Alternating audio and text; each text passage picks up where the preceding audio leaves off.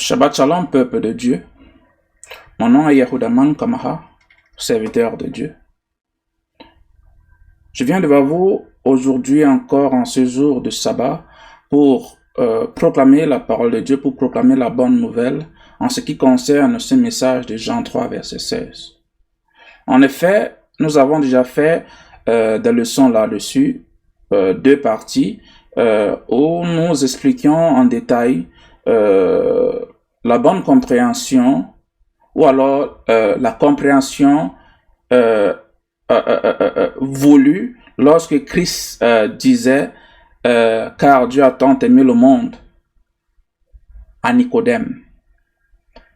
Nous avons voulu synthétiser cet enseignement en une vidéo de 30 minutes maximum pour que vous puissiez avoir la quintessence de cet enseignement pour pouvoir la partager autour de vous. Ainsi, nous vous invitons à visiter notre chaîne Les Fils de l'Homme, dont vous pouvez voir le logo en dessous, mais également nous vous invitons à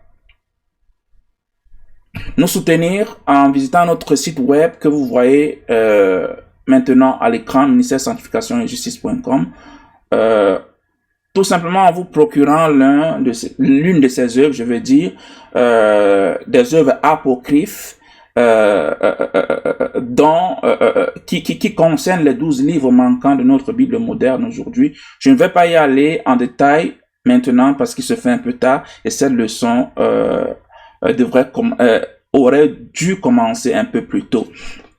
C'est pourquoi n'hésitez pas à vous abonner, bien sûr, pour nous soutenir dans cette œuvre, mais aussi sans vouloir faire une promotion des œuvres du monde, mais en cliquant j'aime et en partageant, ceci donne l'opportunité à d'autres internautes tels que vous, comme vous, de pouvoir accéder à ce message. Bien, sans plus tarder, allons-y.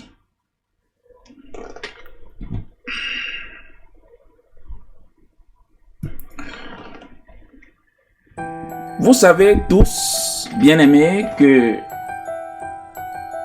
tout bon chrétien du christianisme, du moins ceux-là qui s'identifient comme tels, ont toujours eu, du moins, utilisent toujours ce verset de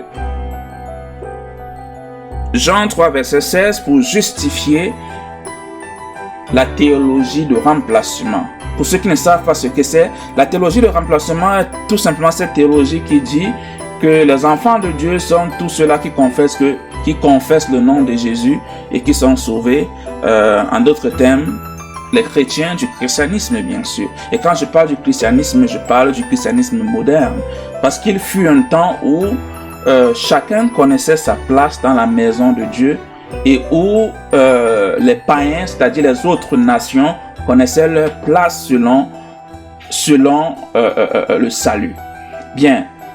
Jean 3, verset 16 dit ceci: « Car Dieu a tant aimé le monde qu'il a donné son Fils unique, afin que quiconque croit en lui ne périsse point, mais qu'il ait la vie éternelle. » Ce passage est une fraude pas ce passage, mais l'enseignement sur ce passage est une fraude en lui-même parce qu'il éloigne les fidèles à la compréhension de ce que Christ a voulu dire lorsqu'il a dit ce qu'il a dit. Ainsi, nous allons traiter cette compréhension en 3 questions, dont la première est la suivante. Est-ce que l'Éternel aime tout le monde? Est-ce que l'Éternel aime tout le monde? Parce que si l'Éternel aime tout le monde, eh bien, ce sera justifié d'enseigner que tout le monde peut être sauvé. Mais si l'Éternel n'aime pas tout le monde, eh bien, nous allons prouver cela et démontrer qu'en effet, l'Éternel n'aime pas tout le monde. Et si l'Éternel n'aime pas tout le monde, ça veut dire qu'il y a un certain type de personne uniquement qui sera sauvé. Allons-y. Ésaïe 13, versets 9 à 11. Voici le jour de l'Éternel arrive, jour cruel, jour de colère et d'ardente fureur, qui réduira la terre en solitude et en exterminera les pécheurs. Je punirai le monde pour sa malice et les méchants pour leur iniquité. Je ferai cesser l'orgueil des hautains et j'abattrai l'arrogance des tyrans.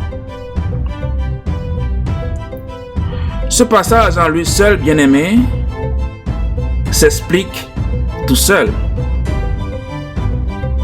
Car l'Éternel de sa propre bouche dit qu'il punira le monde pour sa malice, mais surtout les pécheurs pour leur iniquité. Voyons un autre passage similaire qui dit la même chose. Psaume 5, du verset 4 à 6. Je lis. Car tu n'es point un Dieu qui prenne plaisir au mal. Le méchant n'a pas sa demeure auprès de toi. Les insensés ne subsistent pas devant tes yeux. Tu hais tous ceux qui commettent l'iniquité, tu fais périr les menteurs. L'Éternel abhorre, c'est-à-dire déteste, hait les hommes de sang et de fraude. Bien-aimés, nous sommes juste en train de mettre des fondations et des fondements sur ce que nous allons démontrer plus tard. Jusqu'ici, l'Éternel est clair. Il n'aime pas tout le monde. Rentrons donc dans le Nouveau Testament pour compléter cela, étant donné que la parole de Dieu s'enseigne précepte sur précepte, règle sur règle, un peu ici, un peu là. Donc, pour ne pas satisfaire l'orgueil des uns et des autres qui prétendent que l'Ancien Testament est passé et que c'est maintenant le Nouveau Testament qui est d'actualité, allons dans le Nouveau Testament pour démontrer que cela n'a pas changé.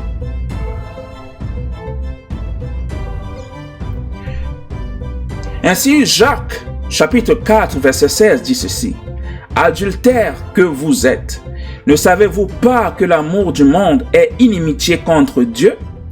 Celui donc qui veut être ami du monde sera ennemi de Dieu. » Je pose donc une question, bien-aimé.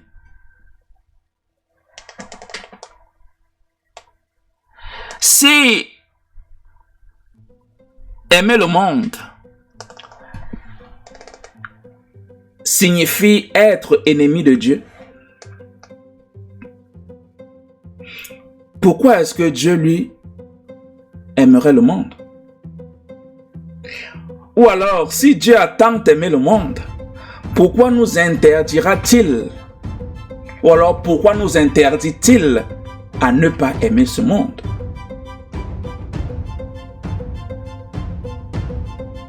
Bien. Mettons cela entre parenthèses et continuons. Deutéronome chapitre 32, versets 39 à 42. Sachez donc que c'est moi qui suis Dieu et qu'il n'y a point de Dieu près de moi.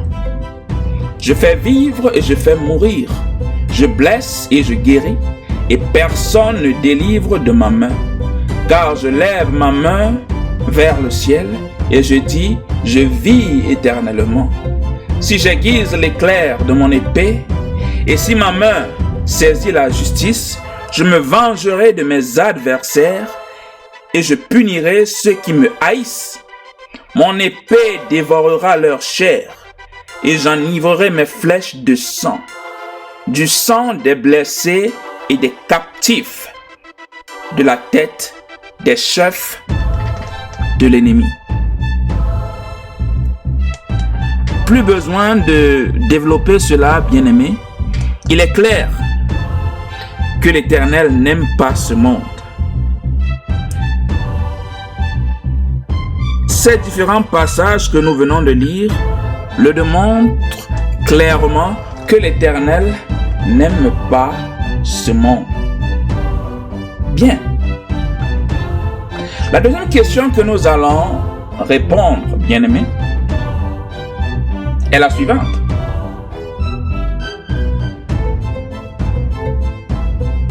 Tenez-vous bien. Si Dieu n'aime pas le monde, à qui Yeshaya, ou si vous voulez Jésus-Christ de Nazareth, a-t-il été envoyé? Je répète, si Dieu n'aime pas le monde, à qui Jésus-Christ a-t-il été envoyé?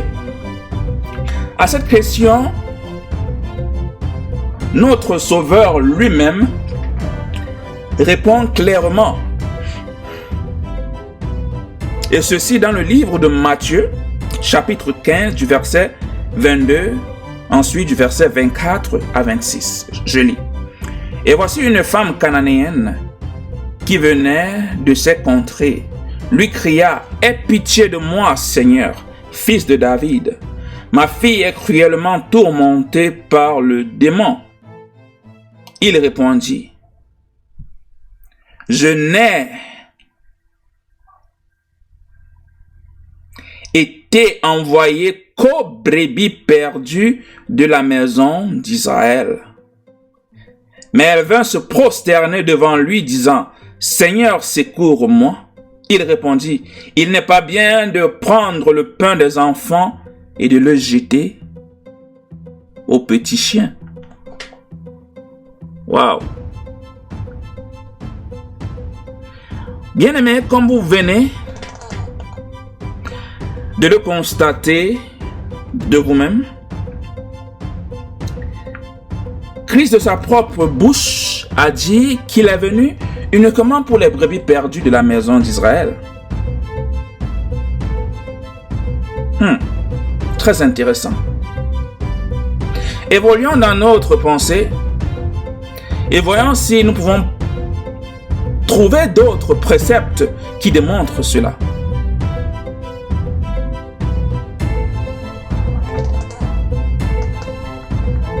Romains chapitre 9 du verset 12 à 16.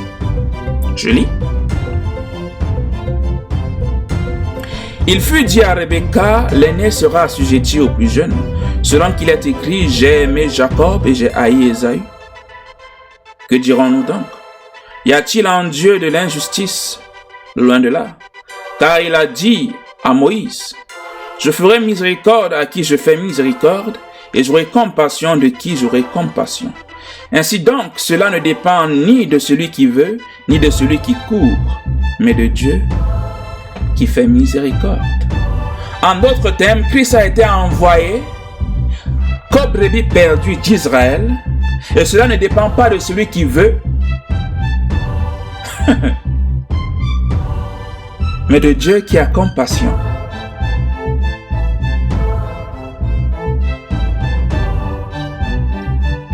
Est-ce que cela pourrait aussi signifier que lorsque Christ a dit à Nicodème,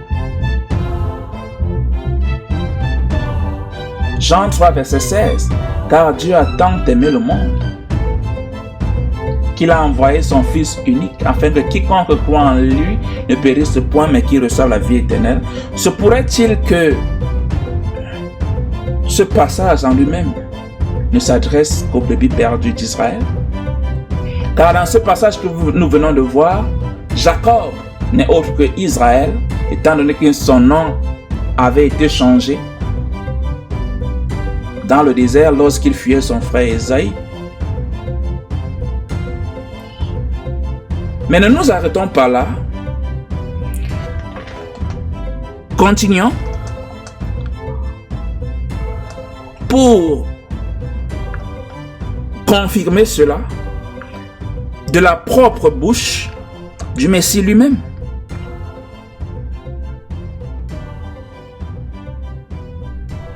Jean chapitre 17, verset 9, verset 11, verset 16, verset 18, verset 20 et verset 25. Je lis. C'est pour eux que je prie. Mais pour qui? Les Israélites? Je ne prie pas pour le monde, mais pour ceux que tu m'as donnés, parce qu'ils sont à toi. Je ne suis plus dans le monde, et ils sont dans le monde. Et je vais à toi, Père Saint, garde en ton nom ce que tu m'as donné, afin qu'ils soient un comme nous. Ils ne sont pas du monde, comme moi je ne suis pas du monde. Comme tu m'as envoyé dans le monde, je les ai aussi envoyés dans le monde. Ce n'est pas pour eux seulement que je prie, mais pour ceux qui croiront en moi par leurs paroles. Père juste, le monde ne t'a point connu, mais moi, je t'ai connu, et ceux-ci ont connu que tu m'as envoyé. Christ, de sa propre bouche, invoque l'Éternel en lui disant: je ne te prie pas pour sauver le monde, mais je te prie pour sauver ceux-là que tu m'as donnés dans le monde, parce qu'ils ne sont pas du monde, de même que moi aussi je ne suis pas du monde. Vous voyez clairement que Christ met une distinction entre ceux qui l'appartiennent dans le monde et ceux qui ne l'appartiennent pas. Et il précise que non seulement à ceux-là, mais aussi ceux-là qui vont écouter ceux-là qui sont dans le monde mais ne font pas partie du monde. Je pose encore la question.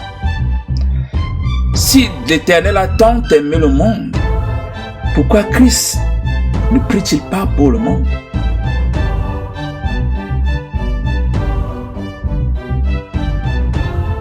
Ça, c'est une question que vous devriez répondre de vous-même, bien-aimés.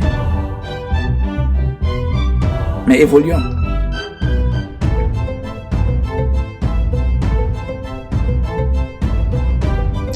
Ésaïe chapitre 40, du verset 15 à 17. Voici, les nations sont comme une goutte d'un seau. Elles sont comme de la poussière sur une balance. Voici, les îles sont comme une fine poussière qui s'envole. Toutes les nations sont devant lui comme un rien. Elles ne sont pour lui que néant et vanité.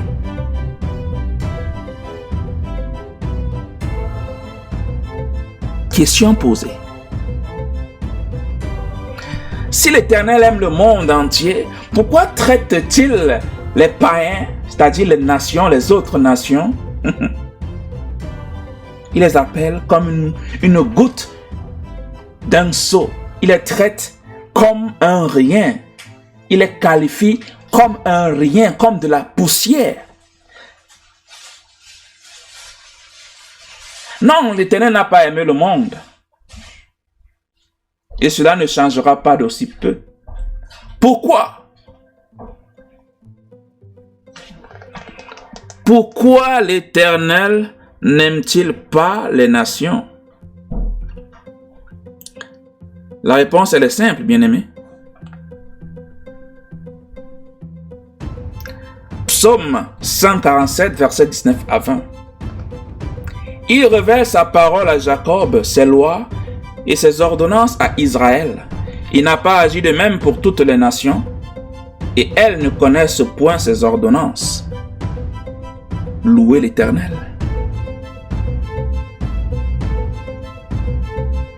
Donc, vous avez la réponse, bien-aimés. Les autres nations sont comme de la poussière devant l'Éternel, parce qu'il ne leur a pas révélé sa parole. Donc lorsque Christ parle dans Jean 3, verset 16, il s'adresse à ceux à qui cette parole a été donnée, c'est-à-dire les Israélites.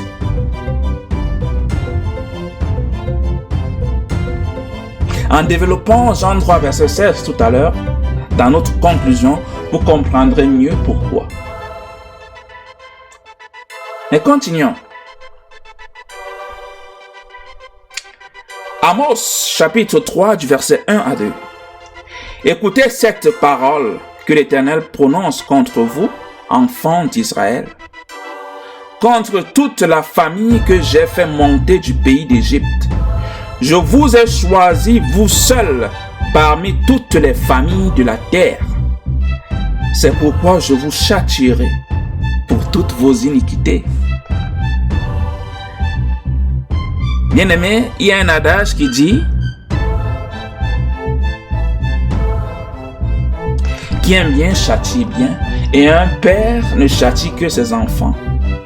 Aucun père n'ira châtier les enfants du voisin parce qu'ils n'agissent pas comme il veut. Pourquoi? Parce que chaque père a ses enfants. Donc parce que l'Éternel a confié sa parole aux Israélites uniquement, et parce qu'il les a choisis seuls parmi toutes les familles de la terre, il les a tant aimés. Dans le monde dont il est question dans Jean 3, verset 16, n'est pas le monde entier, mais bien le monde d'Israël, parce qu'en lui-même, Israël est un monde. Et quand je parle d'Israël, bien-aimé,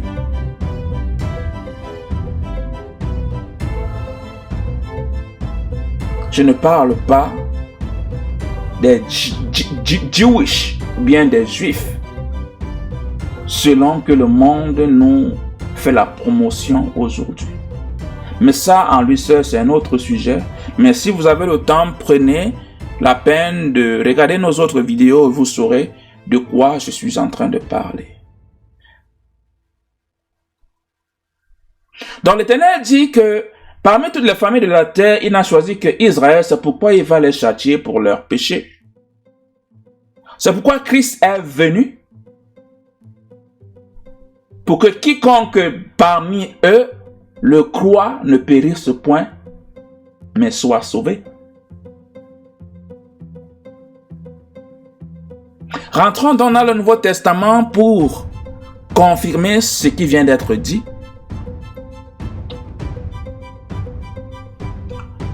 Jean chapitre 18, verset 20 à 21. Je lis. Jésus lui répondit, « J'ai parlé ouvertement au monde. J'ai toujours enseigné dans la synagogue et dans le temple, où tous les Juifs s'assemblent. Et je n'ai rien dit en secret. Pourquoi m'interroges-tu? Interroge sur ce que je leur ai dit. Ceux qui m'ont entendu, voici ceux-là savent ce que j'ai dit. » Donc Christ dit, lorsqu'il s'adressait à Nicodème,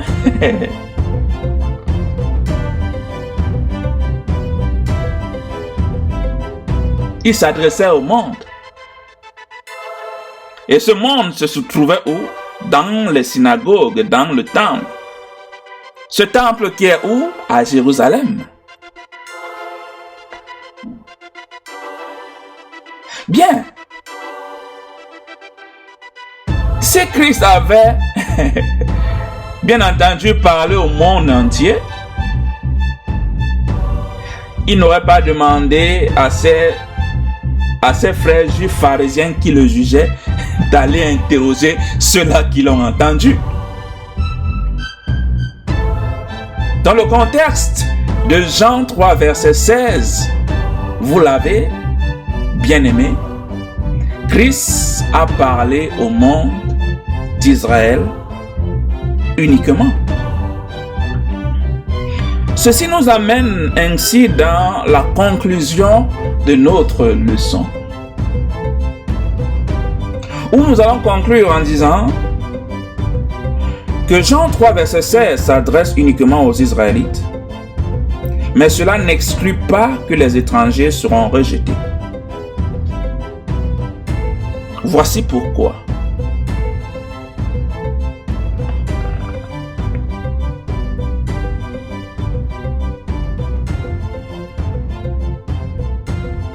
Voici pourquoi, bien-aimés,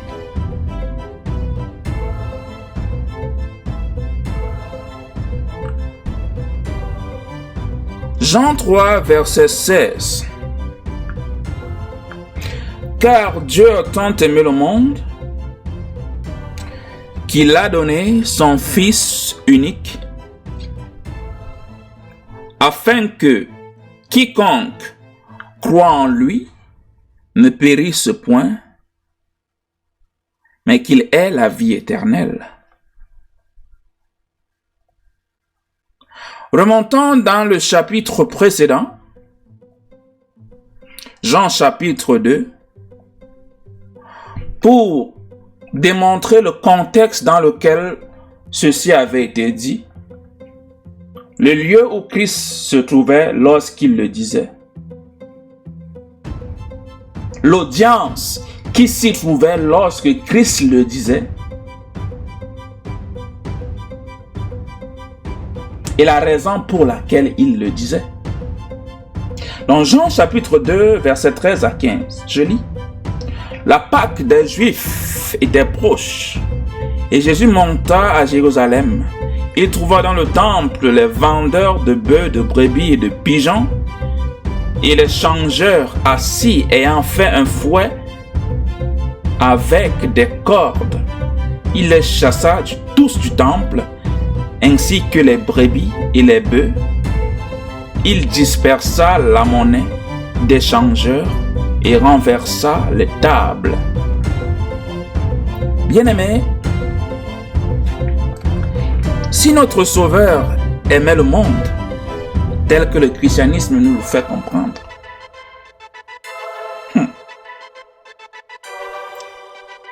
il aura tout simplement dit, n'est-ce pas, à ces gens qui faisaient de l'usure dans le temple de son père, il devait leur dire: s'il vous plaît, libérez, ne péchez pas. Vous savez, l'homme de Dieu d'aujourd'hui a tellement été féminisé au point où le zèle de Dieu a disparu dans les églises, au point où le péché est caressé dans le sens du poil. On ne sait plus ce qui est saint de ce qui n'est pas saint. On ne sait plus ce qui est pur de ce qui est impur. Tout est mélangé, tout est accepté. Tout est devenu sanctionnel. Tout est géré selon les sentiments des uns et des autres. Donc Christ se trouvait dans le temple lorsqu'il s'adressait à Nicodème, le temple de Jérusalem. Il ne se trouvait pas, c'est pas dans un nuage au ciel où il s'adressait à tout le monde et tout le monde l'écoutait.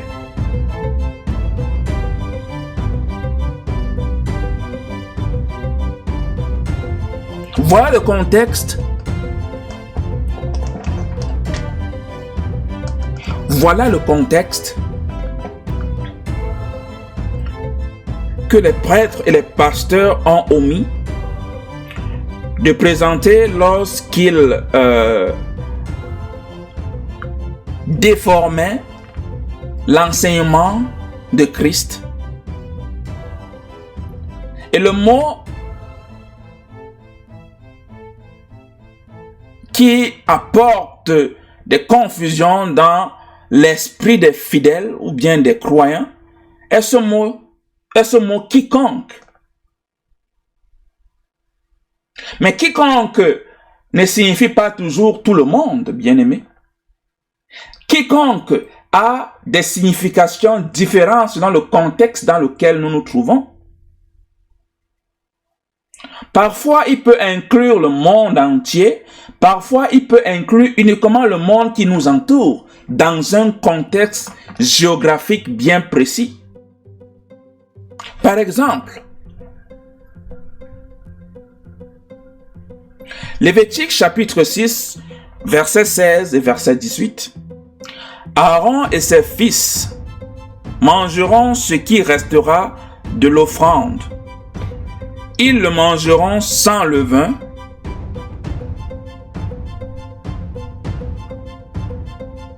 dans un lieu saint, dans le parvis de la tente d'assignation. Tout mâle d'entre les enfants d'Aaron en mangera. C'est une loi perpétuelle pour vos descendants au sujet des offrandes consumées par le feu devant l'Éternel. Quiconque y touchera sera sanctifié. Viendrez-vous dire, bien-aimés,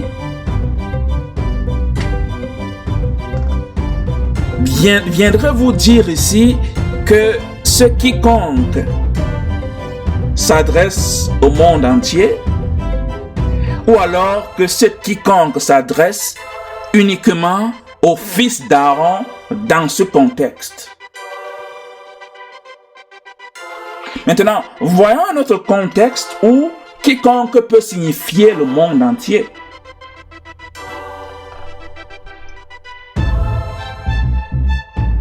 Genèse chapitre 27, verset 29. Que des peuples te soient soumis et que des nations se prosternent devant toi. Sois le maître de tes frères et que les fils de ta mère se prosternent devant toi.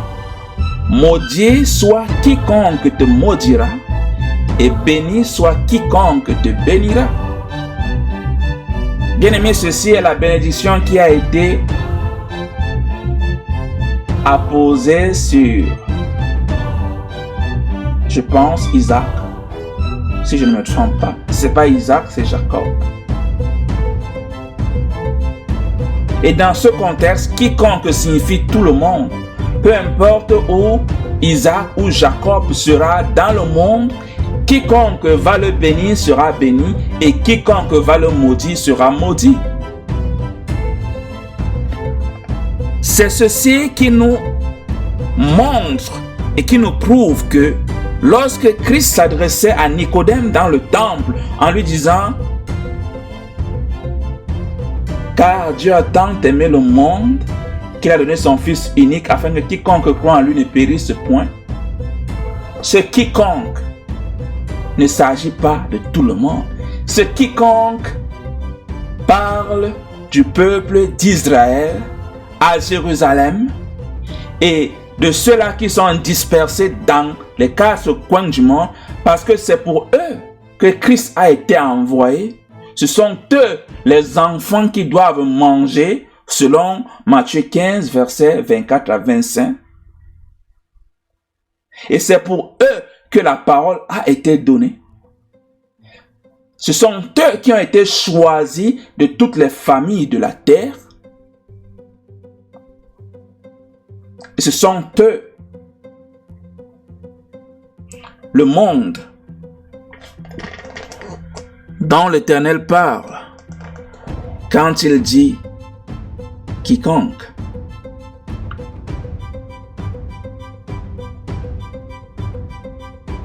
Maintenant, pour ne pas donner la possibilité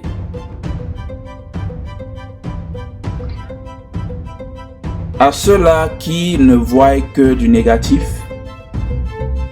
qui ne trouvent que des points de discorde, de dispute, de contradiction,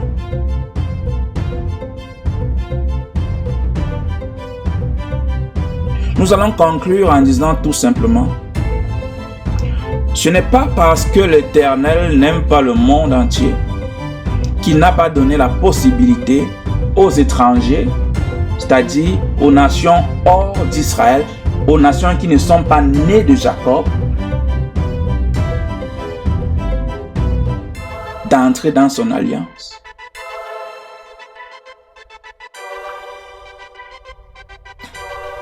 Voici ce que l'Éternel dit à ce sujet.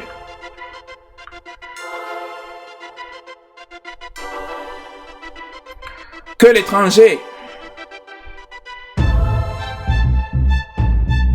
qui s'attache à l'Éternel ne dise pas: l'Éternel me séparera de son peuple, et que l'eunuque ne dise pas: voici je suis un arbre sec.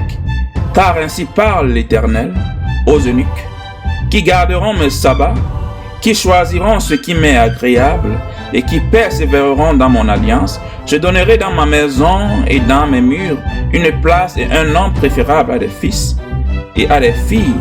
Je leur donnerai un nom éternel qui ne périra pas, et les étrangers qui s'attacheront à l'Éternel pour le servir, pour aimer le nom de l'Éternel, pour être ses serviteurs, tous ceux qui garderont le sabbat pour ne point le profaner et qui persévéreront dans mon alliance. Bien-aimés, les étrangers seront acceptés, mais il y a des conditions.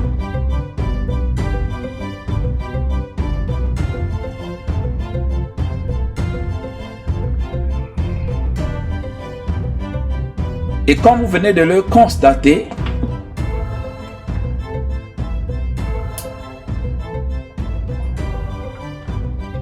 ces conditions sont les suivantes.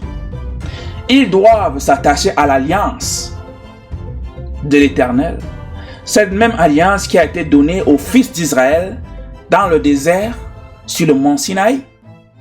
Ils doivent garder le sabbat pour ne point le profaner et ils doivent faire ce qui plaît à l'Éternel.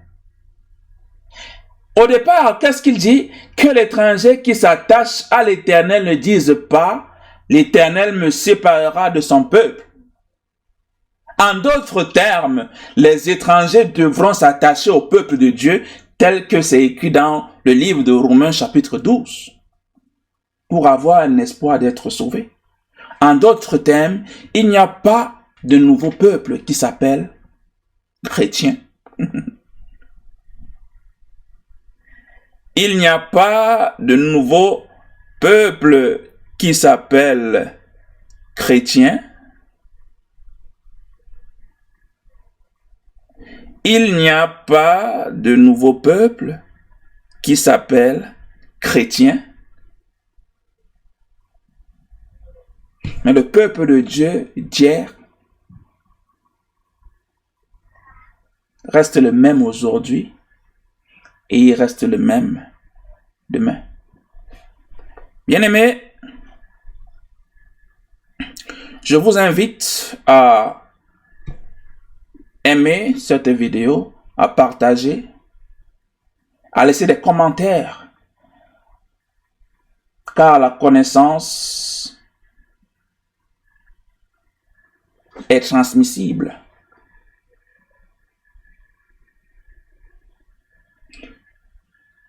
Que la paix de l'Éternel soit avec vous. Shalom.